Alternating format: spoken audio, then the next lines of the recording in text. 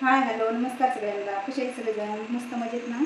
तर आज आपण बनवूया मस्त शेंगदाण्याच्या पोळ्या. इथे शेंगदाणे घेतली आहे, इथं गूळ आहे. चला तर मग आपण शेंगदाणे भाजून घेऊ. इथं आपले शेंगदाणे भाजून झालेले आहे. थोडेसे आपण थंड होऊ देऊ याला. शेंगदाणे थंड होईपर्यंत आपण पीठ मळून घेऊ. ते शेंगदाणे थंड झालेले आहे. आता मिक्सरवरून गूळ आणि शेंगदाणे बारीक करून घेऊ. शेंगदाणे थोडे बारीक झाले का थोडंसं गूळ टाकायचं आता. हे बघू शकता तुम्ही, गूळ आणि शेंगदाणे आपले बारीक झालेले. हे बघू शकता तुम्ही, अशा प्रकारे आपलं गूळ आणि शेंगदाण्याचं मिश्रण झालेलं आहे तयार.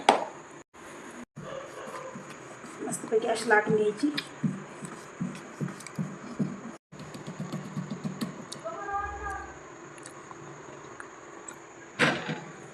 हे बघू शकता तुम्ही, आपली पोळी मस्त अशी झालेली आहे.